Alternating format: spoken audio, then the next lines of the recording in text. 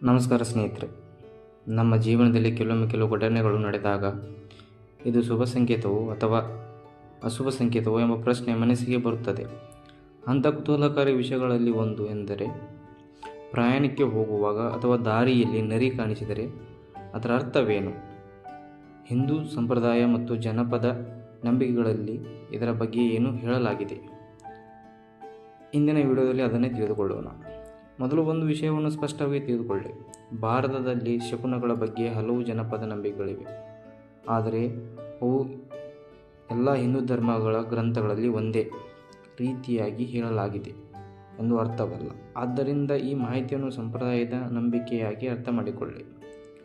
ಜನಪದ ನಂಬಿಕೆಗಳ ಪ್ರಕಾರ, ನೀವು ಯಾವುದಾದರೂ ಶುಭ ಕಾರ್ಯಕ್ಕೆ ಅಥವಾ ಪ್ರಯಾಣಕ್ಕೆ ಹೊರಟಾಗ ನರಿ ಕಾಣಿಸಿದರೆ ಅದನ್ನು ಕೆಲವರು ಎಚ್ಚರಿಕೆ ಸಂಕೇತ ಎಂದು ಪರಿಗಣಿಸುತ್ತಾರೆ.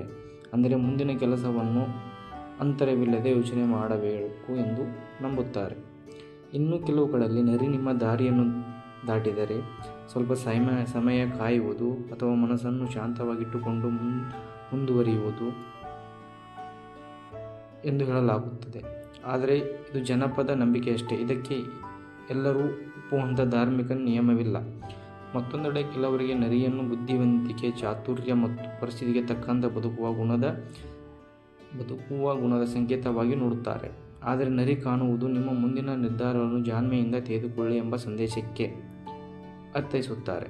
ವೈಜ್ಞಾನಿಕ ದೃಷ್ಟಿಯಿಂದ ನೋಡಿದರೆ ನರಿ ಒಂದು ಕಾಡು ಪ್ರಾಣಿ. ಆಹಾರ ಹುಡುಕುವುದು, ತನ್ನ ವಾಸಸ್ಥಳ ಬದಲಾಯಿಸುವುದು ಅಥವಾ ರಾತ್ರಿ ಸಂಚರಿಸುವುದು ಅದರ ಸಹಜ ಸ್ವಭಾವ. ಆದ್ದರಿಂದ ದಾರಿಯಲ್ಲಿ ನರಿ ಕಾಣುವುದು ಪ್ರಕೃತಿಯ ಸಾಮಾನ್ಯ ಘಟನೆ ಹೊರತು ನಿಮ್ಮ ಭವಿಷ್ಯವನ್ನು ನಿರ್ಧರಿಸುವ ಘಟನೆ ಅಲ್ಲ. ಹಿಂದೂ ಧರ್ಮವು ಕೂಡ ಒಂದು ಮುಖ್ಯ ಸಂದೇಶವನ್ನು ನೀಡುತ್ತದೆ.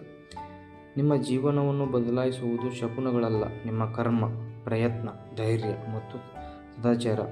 ನಾವು ಒಳ್ಳೆಯ ಕೆಲಸಗಳನ್ನು ಮಾಡಿದರೆ ಅದರ ಫಲವೇ ಒಳ್ಳೆಯದಾಗುತ್ತದೆ. ಹೀಗಾಗಿ ದಾರಿಯಲ್ಲಿ ನರಿ ಕಾಣಿಸಿದರೆ ಭಯಪಡುವ ಅಗತ್ಯವಿಲ್ಲ. ಅದನ್ನು ಪ್ರಕೃತಿಯ ಒಂದು ಸುಂದರ ಜೀವಿಯಾಗಿ ನೋಡಿ ಯಾವುದೇ ನಿರ್ಧಾರಗಳನ್ನು ಭಯದಿಂದ ಅಲ್ಲ, ವಿವೇಕದಿಂದ ತೆಗೆದುಕೊಳ್ಳಿ. ಈ ಮಾಹಿತಿಯು ನಿಮಗೆ ಇಷ್ಟವಾದರೆ ವಿಡಿಯೋಗೆ ಒಂದು ಲೈಕ್ ಮಾಡಿ, ನಿಮ್ಮ ಸ್ನೇಹಿತರೊಂದಿಗೆ ಹಂಚಿಕೊಳ್ಳಿ ಮತ್ತು ಇಂತಹ ಆಸಕ್ತಿದಾಯಕ ಕನ್ನಡ ಮಾಹಿತಿಗಾಗಿ ನಮ್ಮ ಚಾನಲ್ಗೆ ಸಬ್ಸ್ಕ್ರೈಬ್ ಮಾಡಿ. ನಂದು ಫಸ್ಟ್ ವಿಡಿಯೋ. ಪ್ಲೀಸ್ ಧನ್ಯವಾದಗಳು ಮತ್ತು ಮುಂದಿನ ವಿಡಿಯೋದಲ್ಲಿ ಭೇಟಿಯಾಗೋಣ. ನಮಸ್ಕಾರ.